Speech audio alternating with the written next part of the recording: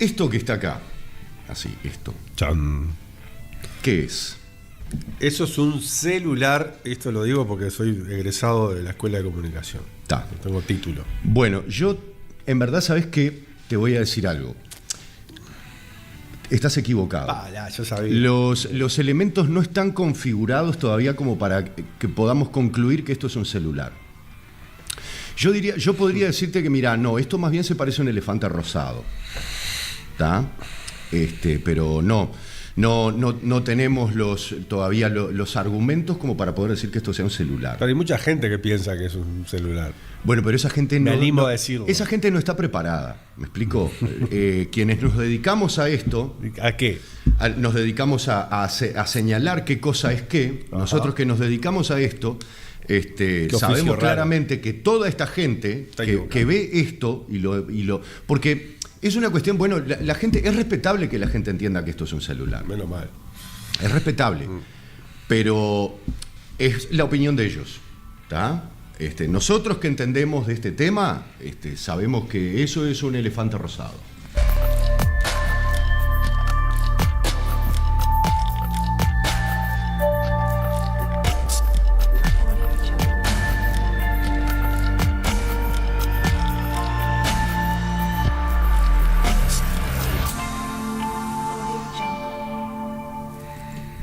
Desde hace varios días, probablemente meses, el gobierno uruguayo está como en una situación en la cual está de malabarista con respecto a lo que está ocurriendo en Gaza. Todo muy circo, ¿no? Elefantes, malabaristas. Exactamente. Bien. Desde hace ya casi 2 años que la propia Corte Penal Internacional determinó que lo que está ocurriendo en Gaza configura perfectamente lo que según la Convención para Prevención y Castigo del Delito de Genocidio entiende que es un genocidio, es decir, denomina como un genocidio. Bien, desde entonces hasta ahora, el gobierno anterior, es decir, desde diciembre de 2023 hasta fines de febrero de 2024, la responsabilidad recayó sobre el gobierno de Lacalle Pou y ahora la posta la toma el gobierno de Yamandu Orsi, que no ha cambiado en absolutamente nada, pero no solamente no ha cambiado en absolutamente nada, sino como que ha doblado la apuesta, porque es el que está llevando adelante otra cosa que la vamos a ver y que también está prescripta en la definición, o como le gusta decir a la vicecanciller Valeria Xukasi, en la configuración del delito de genocidio. Lo que les vamos a proponer ahora es hacer como una especie de repaso por algunas declaraciones de autoridades de gobierno, en este caso canciller, vicecanciller y ministra de Defensa, pero después les vamos a proponer escuchar a alguien más, sobre todo porque lo que nos interesa compartir hoy con ustedes es entender cuál es la mecánica de las piruetas que están dando para lisa y llanamente maquillar este chancho espantoso que está destrozando toda Gaza y toda Cisjordania. Así que lo primero que les voy a proponer es que escuchemos a Louet, quien vamos a ir cortando el video para ir diciendo algunas cosas al momento que lo escuchamos. ¿La situación en Gaza hoy es insostenible? Desde el punto de vista de la alimentación, sin duda, hay una hambruna gigantesca. Basta ver la foto, basta ver la realidad. Yo creo que la comunidad internacional está muy preocupada, porque ya no estamos hablando solo de masacres, sino estamos hablando de la muerte por hambre de mujeres, de niños. Estamos en una categoría superior a como estábamos planteados el tema antes. Por eso hace un mes usted habla de masacre. Hoy la situación es mucho peor. Yo diría que hay un factor que no estaba planteado nunca como hasta ahora, que es primero hay muertes alrededor de los centros supuestamente. También, la sacó al córner. Estamos en una categoría superior. Quiero que veamos esto de vuelta. Por eso yo pensé que iba a decir. Hoy la situación es mucho peor. Claro, antes dijiste esto, ahora, hoy la situación es mucho peor, y el tipo la sacó para el Óvol, hablando de los centros de distribución de GHF. Futbolizando el tema. Ahí va. Ahora, ¿qué es lo que dice? Hoy la situación es escuchado nunca como hasta ahora, que es primero hay muertes alrededor de los centros supuestamente de distribución. Hay fotos que son terribles. Claro, pero no hay muertes, hay asesinatos. Hay asesinatos porque no es que incluso si cayeran desfallecientes de inanición, también sería un asesinato porque es un hambre de diseño. Entonces, ahí está el otro tema, no son muertes. Sí, cuando dice mueren, es como en China mueren todos los días millones de personas. Por supuesto. De las situaciones físicas de las personas que están en Gaza, y hay claras denuncias por parte de Naciones Unidas, no de nosotros, de Naciones Unidas, en relación a... No, eso sin duda. Es del Ministerio de Relaciones Exteriores y del gobierno, es seguro que Dejame no. una cosita ahí. Es como que todo el tiempo, no solamente parece que lo estuvieran tirando con una mira en la frente, sino que le está hablando a otra persona que no está ahí, ¿no? Le está explicando algo a alguien. Es como una desesperación de explicar algo a un sujeto omitido, que no es tan omitido. Es un sujeto omnipresente. Es un sujeto. Si es un sujeto omnipresente, sin lugar a dudas, es un sujeto elegido, ¿no? Es un sujeto que goza de su omnipresencia porque justamente ha sido elegido. Bien, pero quiero proponerles otra cosa porque vamos a ver un hilo conductor en esto. Mientras habla el canciller Mario Israel Lubetkin. Qué lindo nombre, che. Ese es el segundo nombre, o sea que ni siquiera se fijaron en eso. Mario Israel Lubetkin. Israel, venía a tomar la leche, le decía a la madre. O sea, no ocupes la casa del vecino. ¡Israel!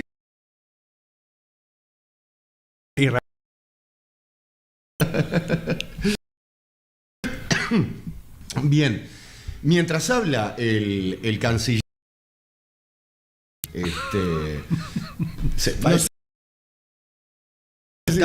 bueno, entonces hay que decirle por su nombre. A mí me gustó más para decirle Israel Lubetkin porque también, mientras habla el canciller Israel Lubetkin,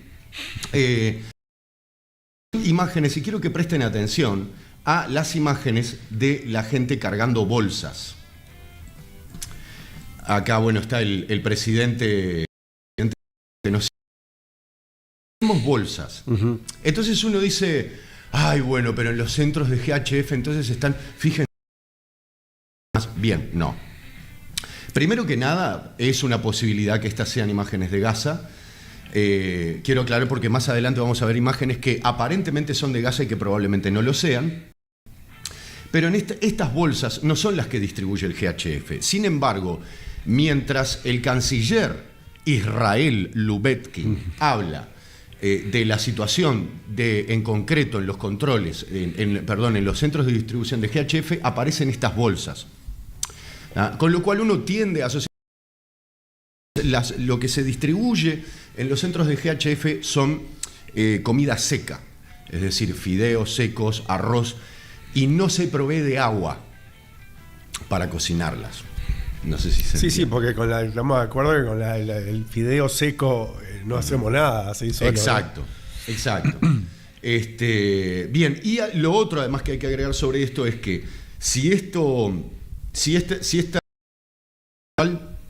estas bolsas probablemente provengan del mercado negro que gestiona, entre otros, Abu Shabab, que es el beduino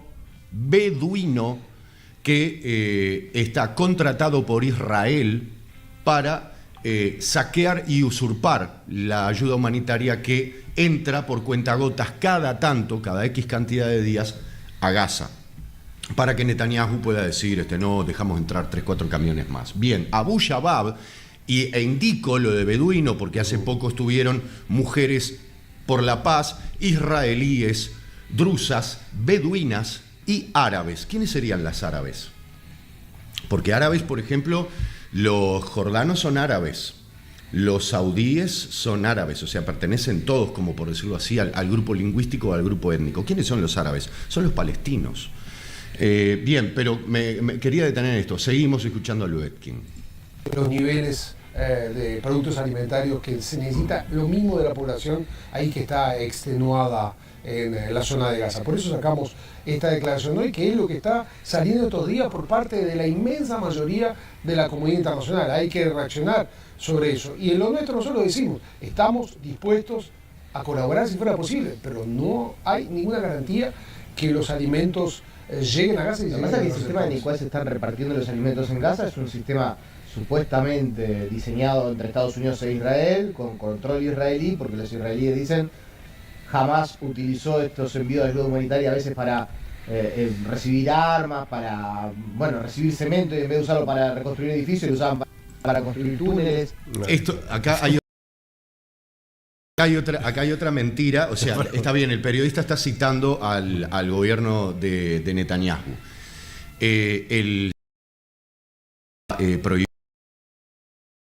desde hace al menos 16 o 17 años, porque en el 2010 el Mavi Marmara, que fue un barco que salió de Turquía para llevar, entre otras cosas, cemento a Gaza, porque estaba bloqueado, fue en el 2010. No, debe ser el mismo cemento que quería traer Lugano para acá. Sí, porque era cemento turco, así que probablemente como no salió el negocio. No te rías, hay que conectar ahí la fecha. No sé. Es que vamos a ponernos a investigar. Entonces se está haciendo referencia a eso. Lo otro, además, que es importante. En verdad la verdad hay que felicitar estas intervenciones del periodista, porque como que pega ahí, ¿viste? Está bien. Lo que ustedes dicen, que hay una intención. Lo que nosotros decimos de que si ese era el objetivo de distribuirlo de una forma diferente, no se logró. Lo que nosotros decimos es que quien distribuyó tradicionalmente... Aparte le dice, hay intención, o sea, la intención es utilizar estos centros como centros de inanición con comida, y nuevamente se va por la tangente. Cualquier conflicto internacional que fueron las Naciones Unidas son los directos responsables que tienen que ser quienes manejen esta situación para resolver el tema de Gaza. No hay que hacer cosas innovadoras de diferente tipo de lo que se hizo a nivel internacional en cualquier tipo de conflicto donde las Naciones Unidas ocupó la responsabilidad central de distribución de alimentos. Fantástico. No hay que innovar, como dice Israel Lubetkin, no hay que innovar. Y en su momento no era todavía la ONU, era la Sociedad de Naciones, impuso un bloqueo comercial a la Alemania nazi. Supongo que él la historia la debe conocer muy bien, Israel Lubetkin. Pero parece que eso se le olvidó. Eso era lo primero. Ahora, justamente hablando de no innovar y hablando de estas cosas, me gustaría ahora escuchar a la vicecanciller Valeria Xukasi, que habla un poco más específico, y acá sí entra en lo que nosotros proponíamos un poco como morada al comienzo. Comunicado de Cancillería uruguaya, especialmente los ataques con armas de fuego contra la población civil que se dirige a los centros de distribución de ayuda humanitaria fijados por Israel en territorio palestino, lo que ya da cuenta de una situación bien compleja. No es bien compleja, es una ocupación. Digo porque la actitud de este periodista es marcadamente diferente a la del otro. Este muchacho se llama Rodríguez, de apellido, ¿no? No tengo idea, es de La Diaria. De Café La Diaria, el streaming del diario. De La Diaria. Lubetkin integraba el staff de La Diaria, supongo que eso lo sabías. Ahora que me decís, lo vi en las firmas, pero no me acordaba. Mario Israel integraba la... Este muchacho era periodista del grupo de... Sí, Martín Rodríguez. Ahí va. El grupo empezó con 13-0 con el profesor Piñera. Ahí está. Relator de fútbol. Y ahora trabaja aquí. Ahí va, perfecto. Y en TV Ciudad es el informativista también. Yo no consumo prensa comercial. Tiene varios kioscos. Ahí va. Sí, como hacen muchos periodistas. No, pero los nombres, si lo mostramos, vamos. Ahí va. Está bien. Yo te voy diciendo los nombres. Bien, perfecto. Entonces, dice que la situación es bien complicada. Es una ocupación. Sí. Es una tragedia lo que estamos presenciando, y la Cancillería monitorea en permanencia a través de su Dirección de Derechos Humanos, en la Dirección de Asuntos Políticos, está monitoreando en permanencia lo que sucede, los pronunciamientos internacionales, los pronunciamientos a través de las Naciones Unidas. Wow. Menos mal que tenemos a todos en Cancillería que están monitoreando. Y dale con la monitoreada, ¿no? Ahora, es una tragedia. Yo vi los comentarios de este video, lo recomiendo, además, entren al canal de YouTube de La Diaria, busquen este video y vean los comentarios. Creo que hubo solo uno que dijo, muy clara la vicecanciller, después el resto, y muchos de ellos aclararon frente amplistas que habían votado el gobierno, que se sentían descomunalmente defraudados, ¿no? Un desliz, perdóname, primo, vos me vas a perdonar un desliz, ya sé que sí. Escuchás la voz de esta mujer y siento el aroma del café La Diaria, todo pega. El tono de voz, lo que dice, la forma que lo dice, es todo tan Café La Diaria. Exacto. Gente linda, ¿no? Sí, gente linda, pero además... Mirá las sillas atrás. Sí, y qué bueno, digamos, hablar de este tema así como con tanta simpatía, ¿no? Porque no hay que ser extremista. Pero están tan preocupados. No hay duda, fíjate. Y es una situación inexcusable. Uruguay tiene una larga tradición a nivel internacional de defensa del derecho internacional. No. Corten. Corten. Primero que nada, si lo fuera, lo que está haciendo entonces es cortar con esa tradición. Claro. Vamos a empezar por ahí. Pero no tiene una larga tradición de respeto del derecho internacional.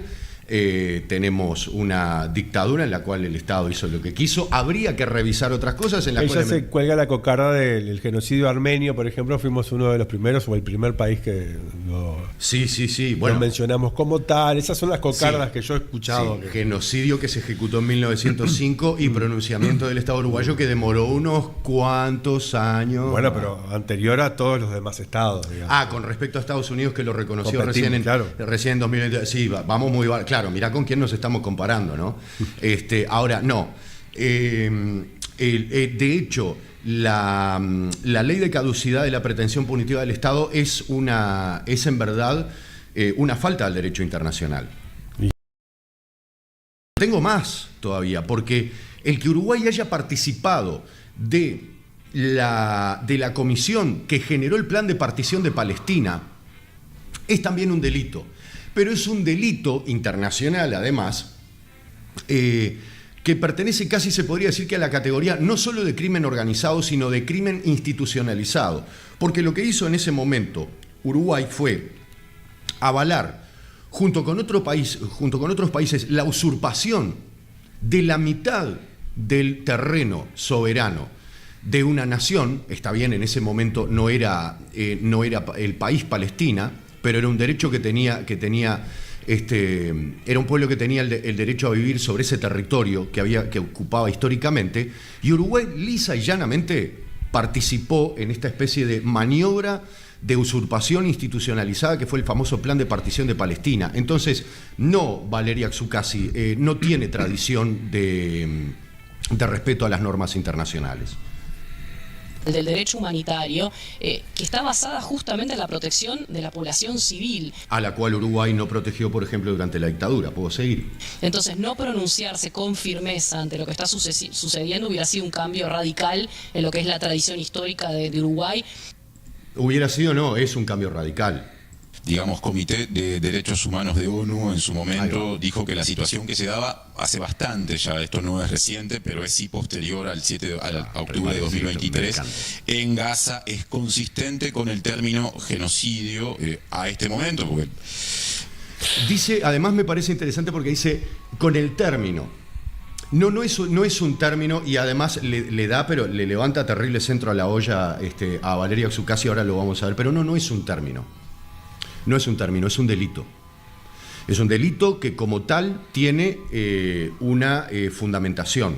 Tiene una fundamentación y tiene una redacción al respecto que la vamos a leer ahora. Aparte él, que está vinculado al fútbol y al relato, me río porque cae en una parodia que es lo que sería un penal. Ahí va. En vez de decir penal. Exacto. Lo que sería, estamos viendo lo que sería una falta, es una falta. Exactamente. Es como esa vueltereta para decir algo. Ahí va. Ahí va. Probablemente las muertes allí fueron en aumento. Hay más de 55.000 personas asesinadas por los ataques de Israel, destrucción de infraestructuras, hostigamiento en centros de abastecimiento, como decías. ¿Por qué Uruguay no usa el término genocidio? Yo no creo que no sea un tema de que no lo usemos, no lo vayamos a usar. Es parte del monitoreo que se hace permanentemente en la Cancillería. Dale con el monitoreo. Me gustaría ver el monitor que están viendo. Porque a lo mejor el problema es ese. Están viendo un monitor de Tel Aviv. El término, y acá viene el purismo de quienes nos dedicamos a esto desde hace décadas, los términos en derecho internacional tienen un significado. Claro, muy bien, bueno, metió una. Y tienen una terminología muy exacta. No los usamos como sinónimos o no los usamos a capricho, dependiendo de si nos gustan más o menos. Exacto, ¿no? En el caso... Estas declaraciones, además, hacen que sea peor todavía. Exacto. Porque están diciendo, está explicando que específicamente no es un problema de términos, sino que es una decisión política. Exacto. Eso de genocidio, y sobre todo a través de la convención, para prevenir, evitar, castigar el genocidio, tiene una configuración específica de situaciones que deben darse que apuntan a querer eliminar completamente y con intención a un tipo de población, ya sea por su etnia, por su ubicación geográfica, por su religión y demás. La convención, para prevenir, evitar, castigar el genocidio, tiene una configuración. ¿Llamaron a la convención? Acá está, vamos a verla. Sí. Sí, es como se está acabando una fosa. Sí. Yo nunca. Es como ese el dibujito de hacer el pozo y te tapas con la tierra. Bien. A ver qué dice la convención famosa. Bien. Primero que nada, página oficial de la oficina del Alto Comisionado de las Naciones Unidas para los Derechos Humanos, página oficial de las Naciones Unidas. Y acá de lo que es el texto del instrumento universal conocido como Convención para la Prevención y Sanción del Delito de Genocidio, aprobado el 9 de diciembre de 1948, según la resolución 260A de la Asamblea General. En esta resolución, 9 de diciembre de 1948, pues es que el 48 a mí me suena de algo. Pasó algo en ese año. 9 de diciembre es medio tarde, así que a lo mejor pasó antes. Déjame hacer memoria. Mayo 14. Mayo, 2 años antes de que ganáramos el Mundial de Brasil. Era eso. No, yo pensé que era algo que había pasado por la zona de. ¿Cómo era esto? De esto que empieza con P. Y termina con Ina. Sí,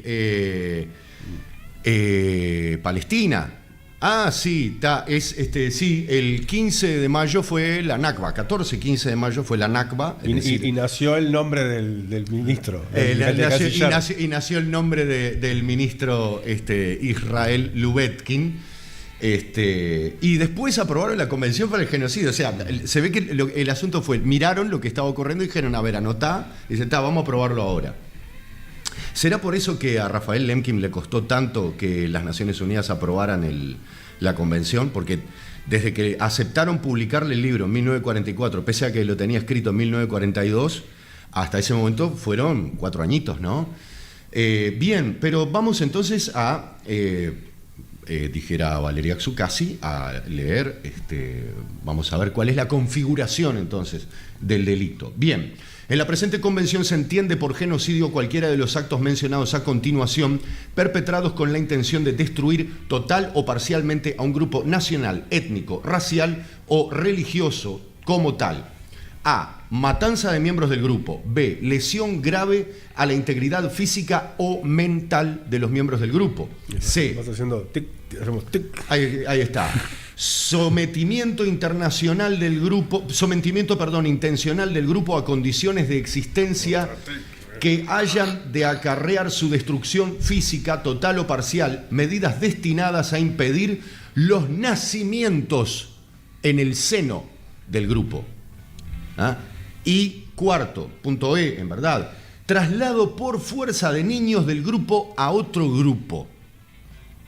Ese es el artículo 1. Ahí define qué es lo que es un genocidio, es decir, cualquiera de estas 4 cosas. No es que tienen que estar las 4 cosas. Son las 4. Cualquiera de estas 4 cosas es la matanza de miembros de un grupo, por ser del grupo, obviamente. ¿No le suena esto a... ¿Cómo es que dice el muchacho que le falta... ¿Cómo es el que le falta... El que le falta acá, que le falta el cerebro, que dice no hay inocentes en Gaza. Bueno, acá lo tenemos. Eso es matanza de miembro del grupo por pertenecer al grupo. Vos decís el hijo de puta de Orlando Pettinati. Exactamente, ahí está. Bien. Con el perdón de las putas. Digo, yo sé que sí, que estoy medio desactualizado en los términos. No, pero en mi barrio lo digo porque, a ver, son personas que realmente tienen una dignidad, ¿no? En mi barrio me entienden. Ahí va, exactamente. Bien, artículo 3. Serán castigados los actos siguientes. y atenti, porque acá le cabe el sallo al señor que mencionábamos. El genocidio, o sea, la ejecución directa. La Asociación para Cometer Genocidio. Estados Unidos, Inglaterra, Alemania, ¿quién más estaba poniendo armas? España, Uruguay también, porque está comprando armas. La instigación directa y pública a cometer genocidio. Es decir, el señor Freddy Nuchovich, que así se llama Orlando Pettinati, el señor Freddy Nuchovich, el artículo C, por lo tanto, debe ser castigado por la instigación directa y pública a cometer genocidio, la tentativa de genocidio y la complicidad en el genocidio. Y me interesa este punto de la complicidad en genocidio, por supuesto, pero la tentativa del genocidio, y es lo que me parece interesante, porque hay incluso hasta especialistas sobre el genocidio que están diciendo, por ejemplo, Olmer Bartov, que es un especialista en genocidio israelí, se expresó con mucha claridad, dijo que Israel está cometiendo un genocidio y dijo que se había configurado el factor principal, que era la intencionalidad. Bien, a mi gusto, yo no me voy a poner en plan de leguleyo, pero si me preguntan a mí, está equivocado, porque lo que dice acá el artículo número 3 no es que debe ser castigado cuando esté la intencionalidad, es que ya la intencionalidad se puede castigar. Por eso además es que se pide orden de captura por Yoav Galant y por Benjamín Netanyahu, ¿tá? Porque lo que se les imputa es la tentativa de genocidio por las declaraciones que hacen. Y otra cosa que, viendo ahora lo que dice ahí, que a veces escuchando la jerarca esta que está hablando, no tengo el nombre. Valeria Xukasi. Ahí va, Valeria. Es que, y varios otros actores del gobierno, es que en sus palabras está como que para que algo se configure como genocidio tiene que haber un elemento que no está presente acá, que es muy gracioso, que es el éxito del genocidio. O sea, no se puede medir el genocidio por si tienen éxito, y aparte habría que ver cuál es el éxito de un genocidio, si es matarlos a todos. Claro. Porque además el genocidio al cual podemos hacer referencia, que es el que cometieron los nazis contra el pueblo judío, no terminó con un éxito total. No. Aunque lo pretendieron. Claro, entonces, exacto. No sé cómo se mide el éxito, que no está en ningún lado, hay menos mal, que no está escrito. Bueno, sobre eso, mira, está buenísimo porque voy a citar acá palabras textuales y para el próximo video, porque no lo tengo acá en producción, porque medio que salió ahora de volea. En 2010, el medio de prensa israelí Haaretz le hizo una entrevista a Israel Charny, que Israel Charny era... Un tocayo de Lubetkin. Era especialista en genocidio israelí. O sea que algo sabía el hombre. En 2010 le hace una nota y el periodista le pregunta cuántas personas se tendría que matar de un grupo para que se considerara genocidio. Entonces, después de que Israel Charny dio una larga explicación acerca de por qué es absolutamente inconveniente poner un número mínimo, obvio, dijo, puestos a poner un número, yo creo que si uno mata a 10.000 personas de un mismo grupo por ser miembros del grupo, si eso no es un genocidio, ¿qué otra cosa puede serlo? Entonces, escandalizado, el periodista dice, ¿eso no es abaratar el holocausto? Quiero aclarar además que cuando hablaba del holocausto ocurrido a los judíos, no a los polacos, no a los Sinti Roma, no a los rusos. Y le dice que bueno, que el tema es que no, porque entonces dice que, y pone como ejemplo, un supuesto genocidio que se le achaca ahora a la Unión Soviética, que es el de la hambruna ocurrida a ucranianos en la década del 30, que se conoce ahora como Homolodor. Cuando en verdad lo que pasó fue que también en Rusia había gente muriéndose de hambre. O sea que no estamos hablando de un genocidio al pueblo ucraniano, sino un genocidio de Stalin hacia la población en general, tanto ucraniana como rusa, vamos a aclarar. Ahora, en este caso pone un número, que es 10.000, que se pasó, que ya llevamos como, ¿cuánto? 6 veces ese número. En esta última. Sí, en esta última ronda. Si contamos No, la Nakba ya califica porque fueron 15.000. A esto además hay que sumarle los desplazamientos forzados. Pero bien, sigamos. El genocidio del pueblo charrúa, que eran 500, no entra en los últimos. Claro, por eso. Ay, no, porque lo que pasa es que ahí tuvieron éxito porque todos, fue la totalidad, ¿no? De hecho, hay cosas que ahora se están viendo como genocidios, como el genocidio del pueblo yazidi, perpetrado por ISIS, por Al-Jolani.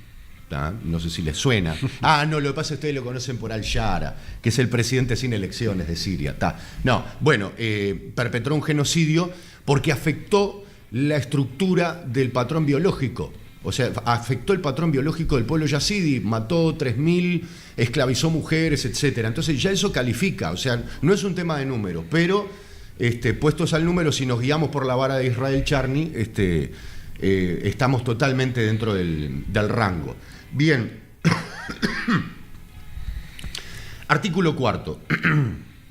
Las personas que hayan cometido genocidio o cualquiera de los otros actos enumerados en el artículo 3 serán castigadas, ya se trata de gobernantes, funcionarios o particulares. Acá marcha todo el mundo, así que el señor Freddy Nuchovich, alias Orlando Pettinati, debería ser enjuiciado por violación del artículo 3 de la Convención de Prevención y que condena la instigación directa y ya él junto con una inmensa cantidad de ciudadanos israelíes y de otras nacionalidades que están en las redes instigando a cometer el genocidio. Esta es la, dijera Valeria Tsukasi, la configuración. Este es el texto de, volvamos, la Convención para la Prevención de la Sanción del Delito de Genocidio, leído directamente de la página del Alto Comisionado de Naciones Unidas para los Derechos Humanos, que estamos leyendo el texto del aprobado el 9 de diciembre de 1948. Yo no entiendo cuál es la dificultad, cuál es la especificidad con entender algo de esto. No sé qué monitor tienen en el Ministerio de Relaciones Exteriores de Uruguay. Pero creo que el texto es bastante claro acerca de qué cosa es y qué cosa no es. Se lo hackearon el monitor. La otra es si esto no configura como genocidio, como qué configura y dónde está escrito lo que ellos dicen que configura. Exacto. Estaría bueno para chequearlo. Ahí va, estaría muy bien. Habría que hacer una consulta a lo mejor, ¿no? Podríamos escribir un mail a Cancillería para preguntar qué monitor están viendo. Bien, vamos a volver a la entrevista de Tsukasi. Comunicado de Cancillería Uruguaya. Esta convención para prevenir, evitar, castigar el genocidio tiene una configuración específica de situaciones que deben darse. No es una configuración, es una redacción. No sé por qué habla de configuración. Y porque en la facultad hablan así. Tenés razón. Para que la gente no entienda, decís vos, porque es un... Está ahí. El café, yo escucho el ruidito del café. Y decís configuración y es más rico el café. Vos no sabés nada. No, tenés razón. Yo no soy simpático, además. Vos sos de Pueblo Victoria. Claro. A mucha honra, No hay olor a café, hay olor a petróleo. Exactamente. Próximamente canal de Dragado exclusivo para Pueblo Victoria. Sí, que apuntan a querer eliminar completamente y con intención a un tipo de población, ya sea por su etnia, por su ubicación geográfica, por su religión y demás. Lo que estamos haciendo nosotros, como creo que varios países del mundo, es... La plancha. ¿Es eso? ¿Será eso? Yo no sé nada del lenguaje visual. Esa manito acá atrás de la oreja debe ser algo, es algo. Ahí va. Franco Piso se llama el que está. Ahí va. Hay que mandarle el video. Hay que mandarle el video. Vamos a mandárselo en serio. Vamos a mandárselo y le pedimos que haga la reacción y la pasamos acá. Vamos a mandar en serio, vamos a mandárselo. Monitoreando lo que está sucediendo y tratando de entender si lo que está sucediendo entra o no entra dentro de esa definición. O sea, saben que no, pero ahora están tratando de entender si entra o no. Perdón, yo a lo mejor... yo voy a leer de vuelta la redacción, simplemente los puntos, ¿no? A ver si es comprensible, porque a lo mejor el problema es que falla la comprensión de lectora. Matanza de miembros del grupo, ¿eso se entiende? Sí. Lesión grave a la integridad física o mental de los miembros del grupo, se entiende. Y está en el chequeo, ¿no? O sea, está pasando, está bien. Sometimiento intencional del grupo a condiciones de existencia que hayan de acarrear su destrucción física total o parcial, medidas destinadas a impedir los nacimientos en el seno del grupo. ¿Se entiende eso? No sé. ¿Se entiende? Está. Sobre todo porque los niños nacen en un hospital que, si igual yo lo derrumbo, parece que no nacen en ningún lado. Ok. Pucha, qué detalle ese. Bueno, está. No sé, yo que no sé, porque no sé a lo mejor qué definición está leyendo. Los canales para determinar si existe o no y para castigar y condenar un genocidio son muy claros. No hay tampoco lugar a la creatividad. Exacto. Existe una convención que establece la configuración de dos elementos, la materialización física, es decir, el ataque sobre un tipo de población, y la intencionalidad de querer hacerlos desaparecer. Esos casos, cuando se dan, la intencionalidad es importante, es decir, tiene que haber alguien que diga, en representación de quien ataca, tiene que haber alguien que diga: yo quiero eliminar a toda esta población. ¿Cómo era? Porque quiero citarlo textual. Yoav Galant, ¿qué fue lo que dijo? No agua, no comida, no combustible. Eso dijo. No, pero yo no sé cuántos a cuántas genocidas en el genocidio del Congo escucharon decir: queremos eliminarlos a todos. Claro. Parece que se lo tomó como algo tácito, ¿no? Claro. Tipo, después que estaban todos 200.000 muertos. Exacto, pero además lo más gracioso es que se pone esto como elemento fundamental, cuando en verdad es un elemento que es un factor de prevención. Por eso yo decía que cuando se habla de la intencionalidad, eso, lo que se quiere decir es justamente porque la convención es para la prevención. Entonces, el ítem de la intencionalidad lo que intenta decir es el aspecto de prevención. O sea, si alguien está diciendo, en la radio uruguaya, por ejemplo, no hay inocentes en Gaza, ahí claramente tenés que actuar con prevención, porque lo que está diciendo es una instigación directa. ¿Por qué? Porque dice públicamente: no hay inocentes en Gaza.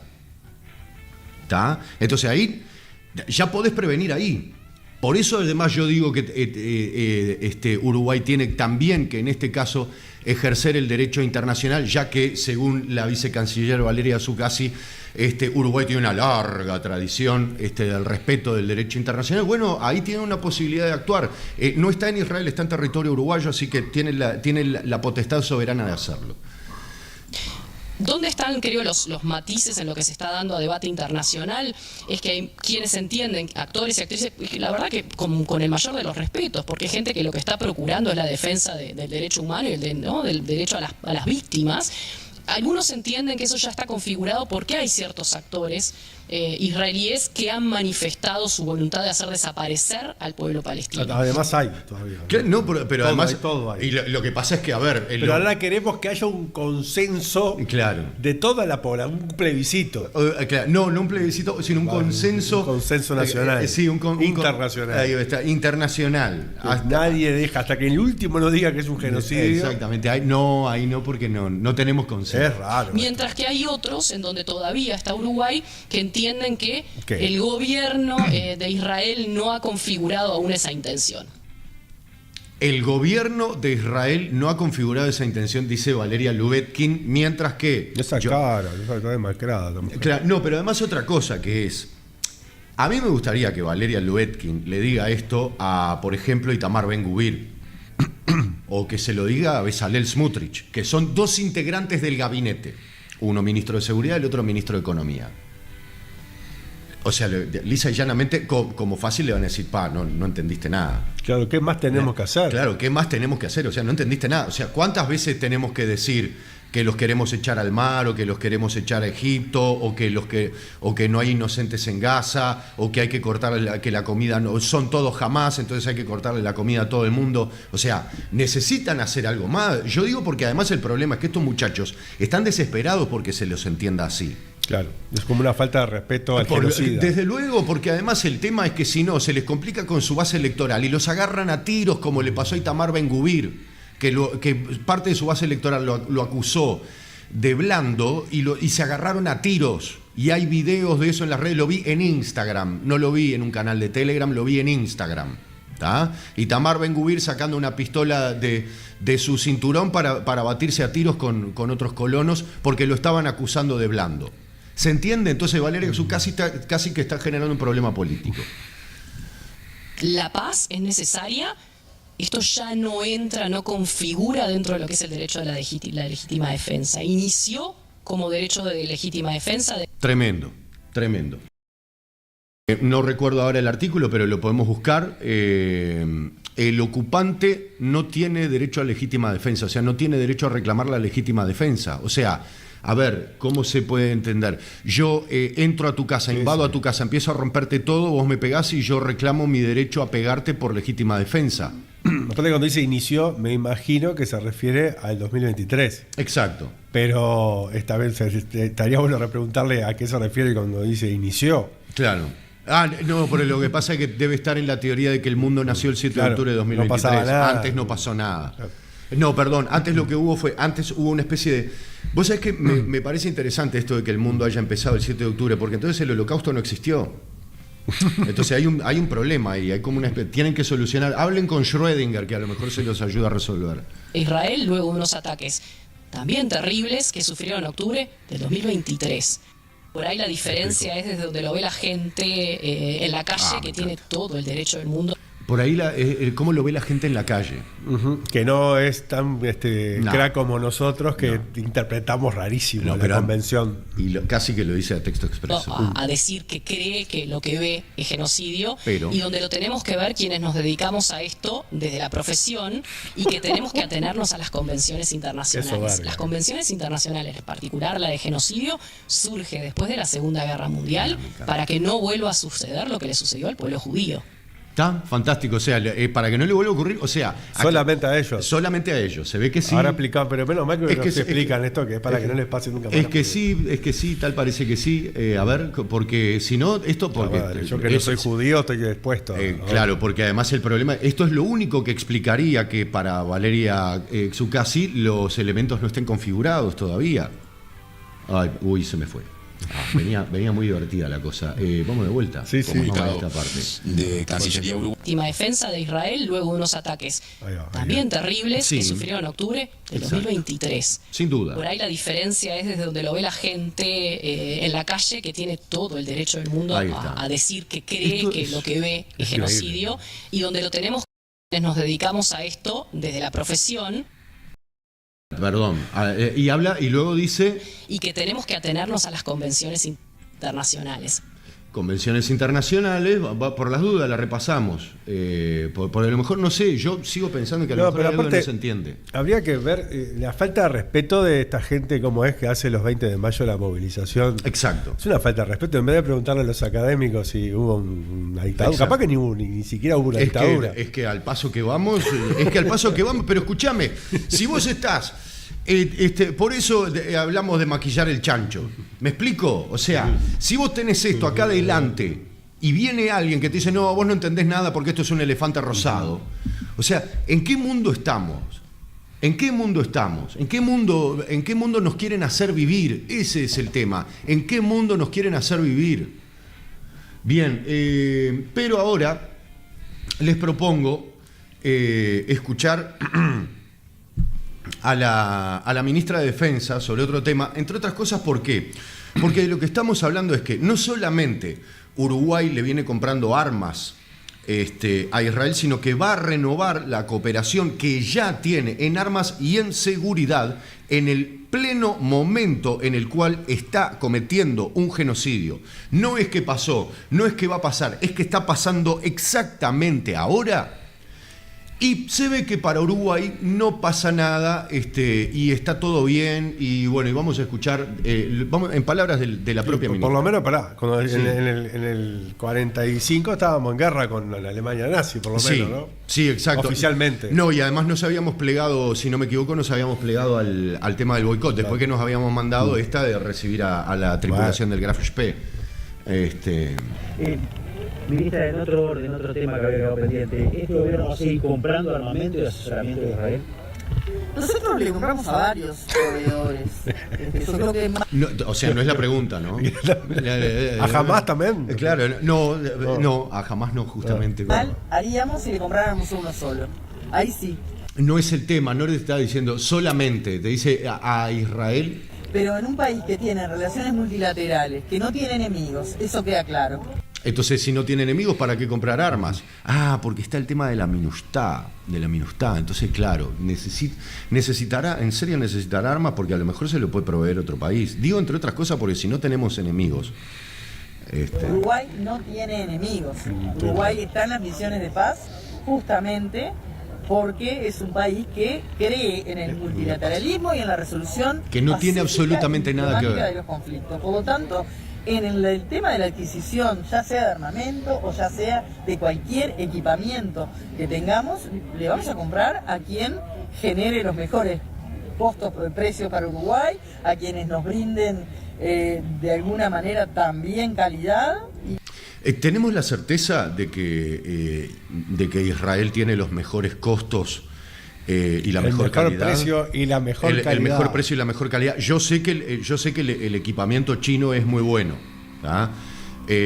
No es el único, por supuesto, sé que hay otro. Yo dudaría, por ejemplo, a esta altura de comprar equipamiento estadounidense. Chino seguro, alemán probablemente sí, etcétera. Pero, o sea, hablando de eso, en el caso de Israel tenemos ¿con qué verifican la calidad? Ah, con los palestinos, está. Ahora entendí la jugada. Y en eso, sí. Actualmente a Israel, ¿qué se le compra? Mire, en este momento me saca apurada, digo, pero tenemos materiales.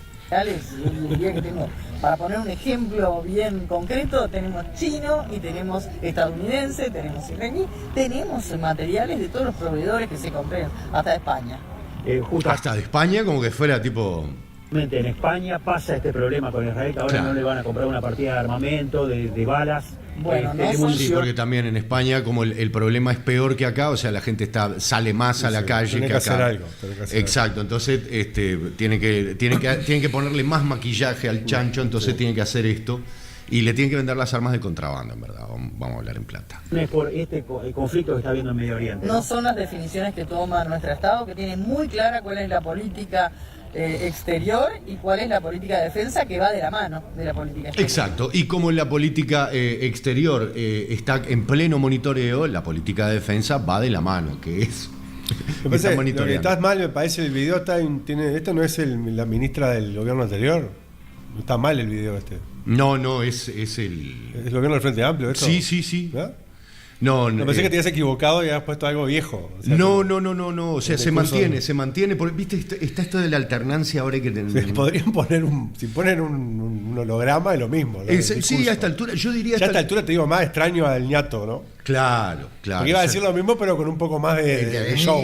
Claro, ahí está. Y te iba a sacar del chancho. Exacto, es que probablemente... El chancho y la granada. Mirá lo que hicieron, lograron que extrañáramos al ñato. Qué grande. Días pasados se había reunido con la embajadora de Israel. Después lo publicaron en las redes la foto con ella. ¿Por qué fue? Porque tomamos una decisión. Si me hubiera reunido como me he reunido muchas veces con la anterior, ¿qué decisión tomaron? Embajadora de Palestina, en este momento...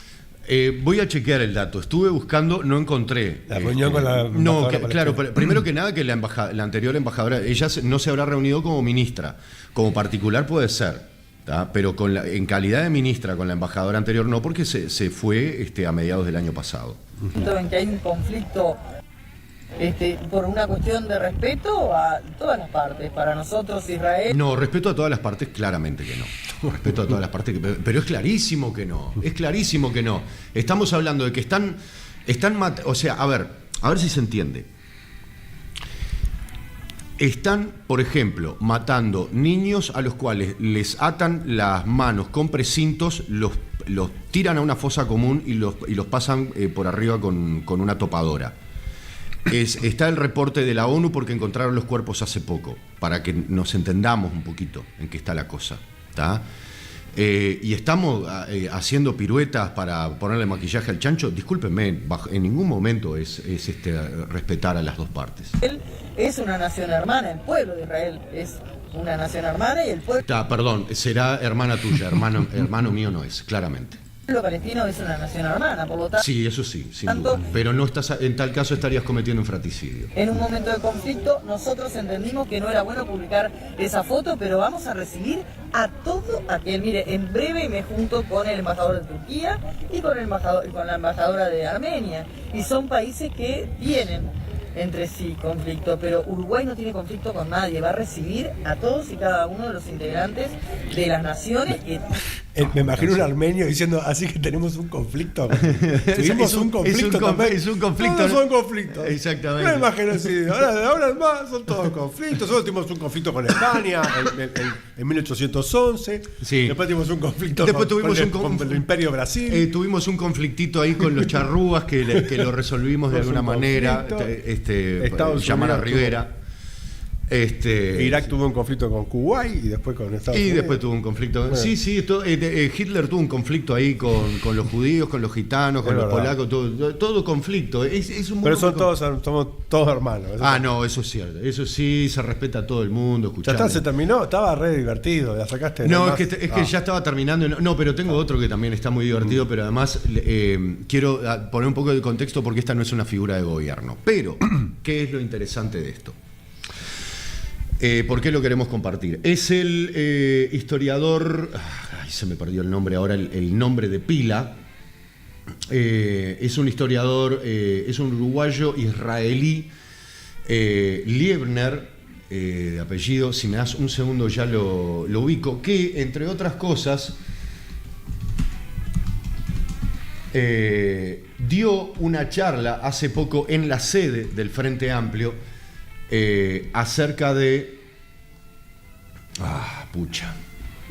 Bueno, lo vamos a ver ahora en el video, porque se me olvidó el nombre de pila. Dio una charla hace poco en la sede del Frente Amplio. ¿Israel se llama también? No, si no lo recordaría, creo yo. A la cual fue Oscar Andrade, y en una entrevista que le hicieron a Andrade en un video, o sea, en un podcast de Argentina, lo recomendó y dijo que se había alegrado de que se diera esa charla, que según él tenía como una visión bastante crítica.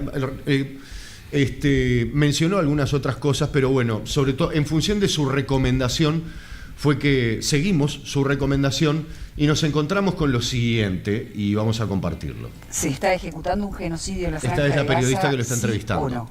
Algunos aspectos específicamente, duramente técnicos, dicen que no. Pero desde el punto de vista ético y moral y las cifras de los muertos, hay otras perspectivas que dicen que sí.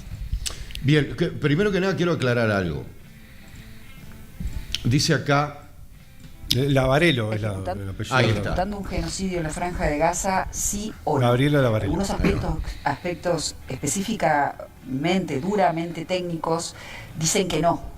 Pero desde el algunos duros puramente técnicos, no entiendo a qué se refiere Lavarello, porque acabamos de leer el... Más puro que esto. No. Claro, exactamente. O sea, más técnico. O sea, o sea, está claro, no son técnicos, no son duros. Serán duros para el otro lado. de vista ético y moral y las cifras de los muertos. Siguiente, estamos de vuelta con el temita de las cifras, ¿no? Y no es necesario que haya una cifra específica. Este es un tema, además, porque más adelante Liebner lo menciona, pero me gustaría más escucharlo para ver más el contexto. Hay otras perspectivas que dicen que sí. Porque a veces en algunas manifestaciones se grita, no es guerra, es genocidio. Bueno, ha sido entró la bala. Guerra, genocida. Generalmente en la historia de la humanidad los genocidios se han dado en situaciones de guerra. No, eso es el primer error. No todos no sé, si entramos a contar, en verdad, probablemente no hayan sido en el marco de una guerra. El genocidio yazidi no fue en el marco de una guerra, el genocidio rohingya no fue en el marco de una guerra, el genocidio charrúa no fue en el marco de una guerra. ¿Y el que sufrieron ellos tampoco? El genocidio no, porque arrancó en el 38, la noche de los cristales rotos incluso fue antes, fue un episodio genocida.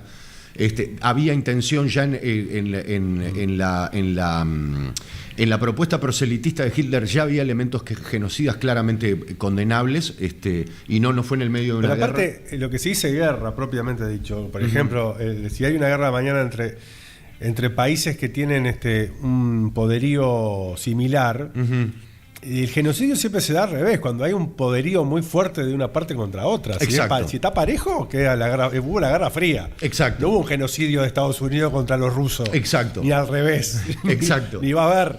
Exacto. No, y además otra cosa, yo no me puse a ver la legislación oficial con respecto a qué cosa puede ser designado como guerra. Lo que sí me queda claro, entre otras cosas, es que no se puede entender como guerra, probablemente sí como conflicto armado, el enfrentamiento entre un ejército institucional, por decirlo así, de un país y una fuerza guerrillera. Sí, es un enfrentamiento armado. Es un enfrentamiento armado. Guerra no sé, porque entre otras cosas creo que tienen que mediar declaraciones de guerra. Claro, declarar dos estados. Declararse mutuamente la guerra. Se declara la guerra. Ahí está, bien. Nosotros le declaramos la guerra a Alemania en el marco de estar en ese eje. Exacto. De alianzas con Estados Unidos. Exacto. Europa, sí, si no le declaramos nada. Pues, la declaramos. Creo que fue la última vez que declaramos una guerra. Además, ¿no? Sí, exacto. Bien, pero entonces no se dan, no necesariamente se dan en el mar. No, tampoco fue la mayoría, de hecho, si empezamos a hacer las cuentas, probablemente sean la excepción, si es que hubo alguna. Y después lo de la guerra genocida, sí, pero no es, o sea, no, es como de nuevo lo mismo, ¿no? Es ponerle maquillaje al chancho. Una guerra genocida, no, de guerra no tiene nada. Hay enfrentamientos armados con Hamas, o sea, con las brigadas palestinas. Dicho sea de paso, no les está yendo muy bien al ejército de Israel. Lo de Israel e Irán se pareció a una guerra. Eso sí. ¿Viste? Ahí eso tenés sí, un ejemplo. Ahí está. Y no estuvo asociado a ningún genocidio de ninguno de los dos pueblos uno contra el otro. Exactamente. El último. Y tampoco le fue bien a Israel. Bueno, perdón, sigamos. Entonces no hay una contradicción necesaria entre ambas situaciones. No la hay porque no tienen nada que ver. No tienen nada que ver. Los cálculos dicen de que alrededor de 10.000 personas han muerto en el marco de esta... Él dice, los cálculos dicen que alrededor de 10.000 personas han muerto. Guerra genocida. Nuevamente, está jugando, repitiendo el término como para afirmarlo, ¿no? Guerra genocida. ¿A qué refiere esto con lo de los 10.000? No lo incluí porque si no la edición era larguísima. Él habla primero, hace la misma aclaración que habíamos hecho nosotros cada vez que hablamos de los asesinados, del conteo de asesinados que hace el Ministerio de Salud de Gaza, que son los documentados. Él hace la misma aclaración, por supuesto, está muy bien. Ahora luego él dice que hay un cálculo, que según los cálculos que se están haciendo habría 10.000 personas bajo los escombros, y eso no es son algunos cálculos. Hay varios cálculos en la vuelta, pero son algunos, cosa que él no aclara. Hay otros cálculos, entre otras cosas, surgidos de la Universidad Ben Gurión, que nosotros los compartimos aquí en un video anterior, en el cual se habla de 277.000 desaparecidos. Bien, sigamos. Y por eso las cifras, las cantidades, la magnitud habilita hablar de genocidio, además de las declaraciones de buena parte de los ministros del gobierno de Israel, que no tienen empacho en hablar de guerra-muerte, en referirse, por ejemplo, el ministro de Seguridad Interior Ben Gvir, el ministro de Finanzas Smotrich, incluso el ministro de Defensa Israel Katz. Esto me interesa. Te nombró todo lo que le faltó a la otra. Todo lo que le faltó a la otra, además aclaró, utilizó el tema de la magnitud también, fue muy eufemista, porque en magnitud estamos hablando de la crueldad y el sadismo absolutamente descarriado y descomunal que estamos viendo en Gaza. Y en Cisjordania también. En Cisjordania el problema es que como está más escondido, es todo, digamos, es como en menor escala, no lo estamos evaluando como tal, pero lo que está ocurriendo en Cisjordania también es un genocidio, por no hablar de lo que está ocurriendo también en Jerusalén Este. Ahora, me interesa esta parte de acá en la que menciona estos tres, porque sobre todo retengamos los nombres, son tres figuras de gobierno, porque luego vamos a ver qué es lo que me parece a mí que está haciendo Gerardo Liebner aquí en Uruguay. Ninguna razón militar para seguir destruyendo las viviendas que aún quedan en pie. La razón por la cual están destruyendo sistemáticamente las viviendas que aún quedan en pie en las zonas controladas por el gobierno de Israel es para no permitir el regreso de los palestinos de Gaza a esos lugares. Perdón, a todo esto nuevamente quería hacerles notar algo. Acá lo que estamos viendo son imágenes de, por ejemplo, procesos de rehabilitación de heridos, ¿no? Porque esto es importante y es más, hasta me gustaría saber de dónde levanta Canal 5 estas imágenes. ¿No? Acá vemos tranquilamente una persona que se levanta, está en un centro de salud, viene una persona herida, se dan la mano, hay toda una escena como muy tranquila. Yo creo que esto es de Cisjordania, no es de Gaza. En Gaza el clima es muy otro, lo que se ven en los videos que surgen de las cuentas palestinas, que habitualmente difunden material de Gaza, no transmiten este clima, no transmiten esta tranquilidad. De hecho, no hay personas que den este aspecto físico tan saludable y rozagante. Me parece que estas imágenes no son de ahí. Ahora la pregunta es ¿por qué poner estas imágenes? Entre otras cosas porque transmiten una idea de tranquilidad, ¿no? Entonces, eso es algo que es importante entender y lo vamos a ver más adelante con otras cosas. Acá sí se alterna, pero acá hay como una especie de efecto de semiotización, ¿no? Me parece que esta imagen sí perfectamente puede ser de Gaza. Y después hay imágenes que son inequívocamente de Gaza, ¿no? De Gaza, ¿no? Perdón, sigamos. Solamente. Lo ha dicho el ex primer ministro Ehud Olmert. Ah, bien, acá está. De los palestinos de Gaza a esos lugares. Son por la cual están destruyendo sistemáticamente las viviendas que aún quedan en pie en las zonas controladas por el gobierno de Israel. Es para no permitir. Yo quiero que vean, entre otras cosas, quiero hacer referencia a eso, el aspecto saludable de la piel del enfermero que está tratando al muchacho, porque esto es algo que no se está dando. O sea, explicaba uno de los mercenarios que renunció al GHF el aspecto que tiene la piel de una persona que se está muriendo de hambre, y es muy distinto a esto, porque incluso puede conservar su gordura, etcétera, pero su piel cambia totalmente. El regreso de los palestinos de Gaza a esos lugares. O sea, se está haciendo una limpieza étnica. Además, Limpieza étnica es eufemismo de genocidio, quiero aclarar, porque resalta el asunto de que, bueno, lo que se está haciendo no es matando, sino desplazando a la población. No hay una población que sea desplazada en forma forzada sin que se la mate, o sea, sin que se maten a... Igual te quiero decir que, claro, como lo comparo con lo que dijo la de la Cancillería, me suena que es un oasis escuchar a alguien de Uruguay decir medianamente algo en un medio de comunicación masivo. Es infinitamente más jugado, ¿no? Entiendo que vos señales un montón de lavados de cara y contradicciones, pero claro, si lo comparás con lo otro. Sin duda. Pero lo que pasa es que esto es algo que hay que entender y me parece que es lo que el gobierno uruguayo no entiende. Que el Zócalo del 5 dice conflicto. Conflicto, exactamente, que es... intentan ser más realistas que el rey, porque los debates, y lo dice el mismo Gerardo Liebner, los debates sobre este tema en Israel son muchísimo más caldeados, muchísimo más agresivos, muchísimo más claros en el lenguaje de lo que no solamente de la forma en la cual se expresa el gobierno uruguayo, sino la prensa uruguaya. Digo yo solamente. Lo ha dicho el ex primer ministro Ehud Olmert, lo ha dicho el ex ministro de Defensa Moshe Ya'alon, que es una persona que fue ministro de Defensa de Netanyahu. Ehud Olmert y Moshe Ya'alon son integrantes de la oposición y claramente Gerardo Liebner debe estar vinculado a la oposición. ¿Qué es lo que estamos viendo acá? Es un operativo político.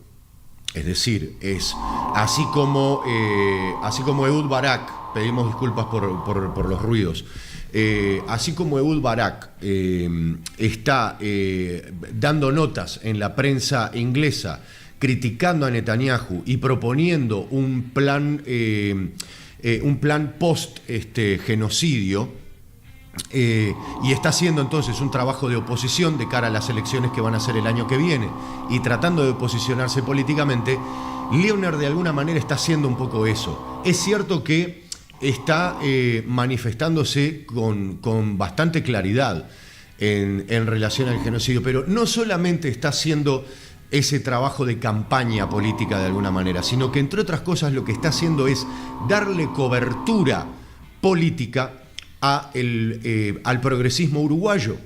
Por eso además es que en un momento Óscar Andrade menciona la charla que dio, que dio Gerardo Liebner en el Frente Amplio. Acá lo que estamos viendo es su discurso característico. Entonces, lo que espero que se entienda es eso, es la forma en la cual lo que podríamos llamar el progresismo, ¿tá? Que no lo es, pero el supuesto progresismo israelí también está abocado a la tarea de darle cobertura política al progresismo uruguayo.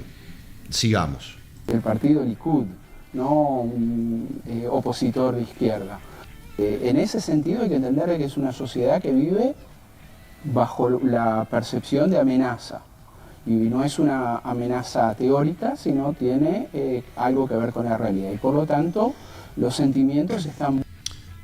Tiene que ver con la realidad, ¿no? Vive bajo amenaza. Sí, si estás usurpando terrenos abiertamente desde hace 20 años en un territorio, más la opresión que venís ejerciendo, o sea, vos no podés esperar estar en una situación de seguridad. Sí, están amenazados como los cowboys con los pieles rojas. Exactamente. Y lo que están haciendo es el relato, lo que vemos en las películas de vaqueros que hacía después Hollywood, están tratando de poner al piel roja como el malo, ¿no? Muy a flor de piel, el debate público es muy agresivo, es muy violento. Es lo que decíamos. Pero por otro lado, ¿qué es lo que estamos planteando, lo que planteo yo, lo que plantean otros 1.400 colegas que se han pronunciado hace un mes muy claramente? ¿Qué es lo que estamos diciendo? ¿Y cuál es la alternativa? ¿Cómo se sana esto? ¿Esto se sana con la muerte de palestinos? No. ¿Esto se sana con el sufrimiento de personas inocentes? ¿Esto se sana con la expulsión de esos palestinos de Gaza? Quiero hacer notar en la imagen 2 banderas de Israel, ¿no? Estamos hablando de un conflicto en el cual solamente están las banderas de uno de los lados. ¿Y si logran expulsar a los palestinos de Gaza, qué va a suceder en el futuro? Otra cosa que es importante, emplea el término palestinos. En el comunicado, por ejemplo, en varios comunicados del gobierno uruguayo se habla de los árabes, no de los palestinos. ¿Por qué es importante distinguir esto? Liebner o pertenece a la derecha o pertenece al sector progresista de Israel, que es el que emplea el término palestinos. Los colonos y el Likud no hablan de palestinos, hablan de árabes. Sí, o sea, los desposeen de su herencia cultural. Esa gente, sus hijos, sus nietos, ¿qué van a querer sino volver a combatir? Bien, esto que acaba de decir es como que están entrando en la galaxia, dijera George Bush, están empezando como a entender. Esto antes no estaba planteado, este fenómeno es nuevo y me pareció importante. ¿Por qué? Porque acá es donde uno ve del otro lado un elemento, en caso que sea sincero, un elemento para empezar una conversación adecuada.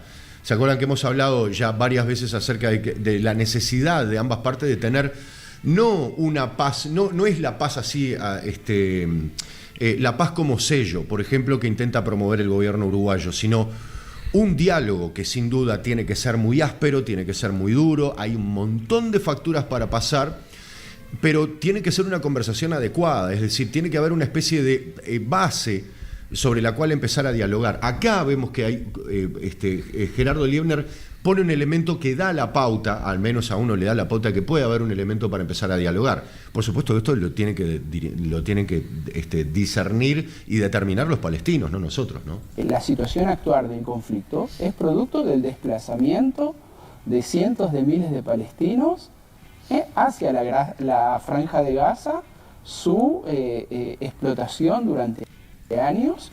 Esto que está diciendo es muy importante y, o sea, realmente es así, está admitiendo, entonces cuando habla de todo esto comenzó con el desplazamiento de cientos de miles de palestinos hacia la franja de Gaza, de lo que está hablando es de la Nakba, ¿tá? Porque ahí fueron desplazados 750.000 palestinos fuera del territorio histórico de Palestina y fueron empujados hacia la zona que hoy es Cisjordania y hacia la franja de Gaza, que automáticamente es convertida en un campo de concentración. O sea, esto no es de ahora. No, y cualquier proceso volviendo al tema que estabas hablando anteriormente, pero se conecta con esto que dijo ahora, cualquier proceso de reconciliación nacional, y podemos tomar como de ejemplo el de Sudáfrica, tiene que empezar llamándole a las cosas por su nombre. Exacto. Si no, no hay ningún proceso, ¿no? Exacto. de restauración de determinado orden nuevo. Exacto. Tiene que empezar por eso. Llamémosle al genocidio, a los desplazados, a los que eran auténticos poseedores de un territorio, poseedores de un territorio. Exacto. Ha pasado con la propia Iglesia Católica pidiéndole perdón a los pueblos originarios, por ejemplo, partiendo de la base que eran pueblos originarios y no indios. Exacto. Y no exóticos y no bestias o salvajes.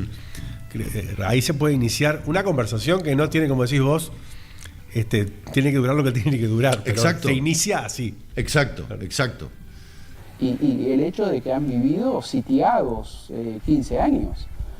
Ya hay distintos sectores de la sociedad israelí que tienen dificultades para mirarse en el espejo, precisamente porque se está conociendo cada vez más las atrocidades que se han cometido y que se están cometiendo en la Franja de Gaza, y hay como una toma de conciencia y un sentimiento de pavor. Bien,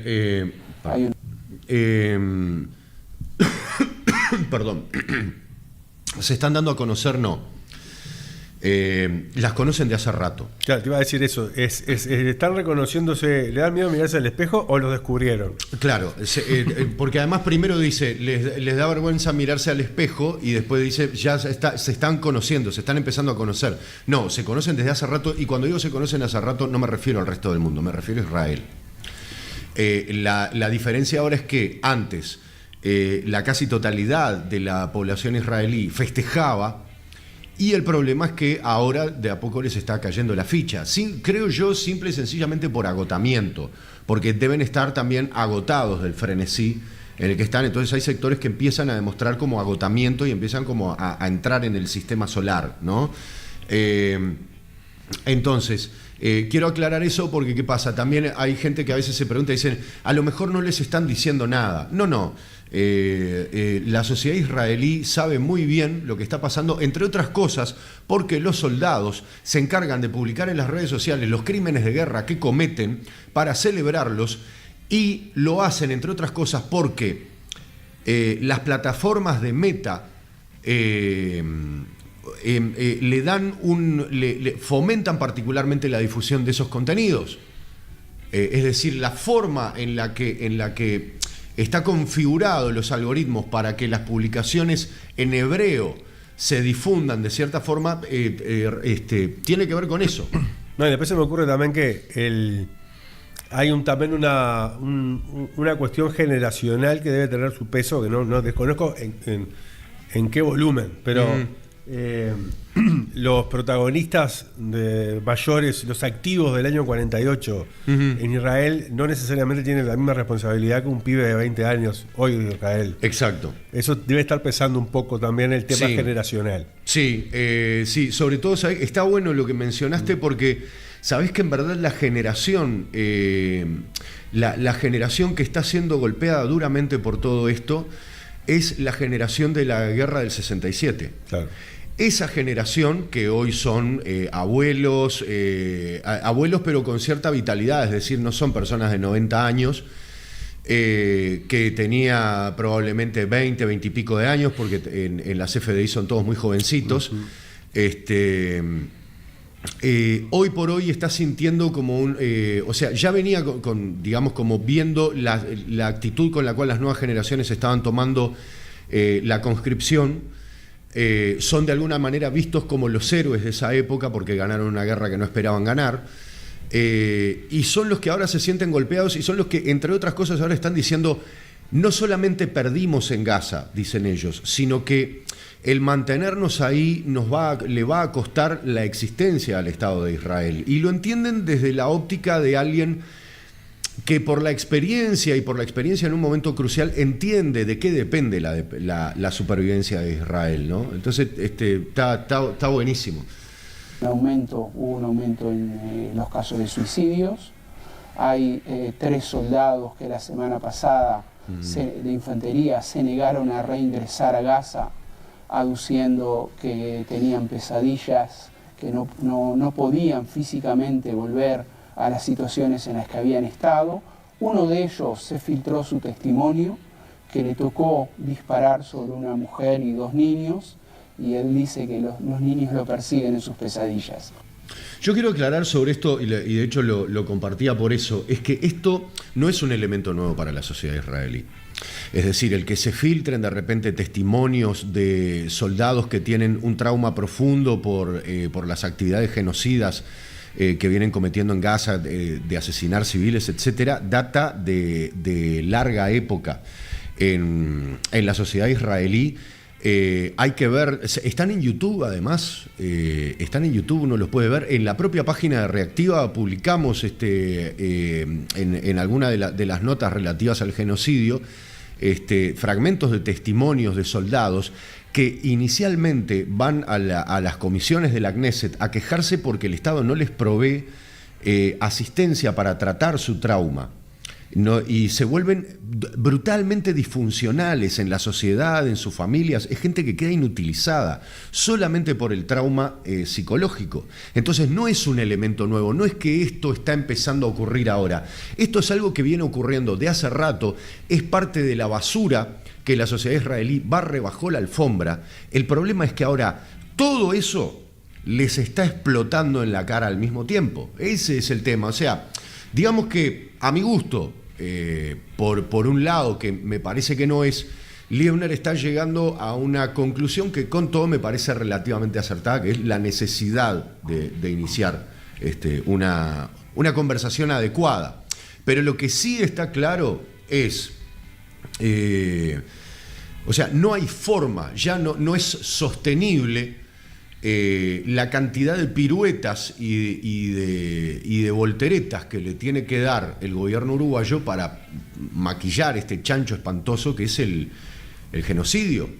Y no solamente eso, sino el hecho, no solamente de no estar llamando a las cosas por su nombre, sino colaborando con el Estado genocida, porque el mantener la política que permite que la ANI esté funcionando, pese a que sea testimonial, no importa, más las actividades comerciales, el hecho de que Uruguay haya aumentado drásticamente, haya quintuplicado la cantidad de compras que hizo a Israel entre el año 2023 y 2024, quintuplicamos las compras que le hicimos a Israel, entre otras cosas, de fertilizante, no hay duda que tiene que ver con el respaldo no solamente a un gobierno, sino a un Estado genocida. Entonces queríamos que eso quedara claro.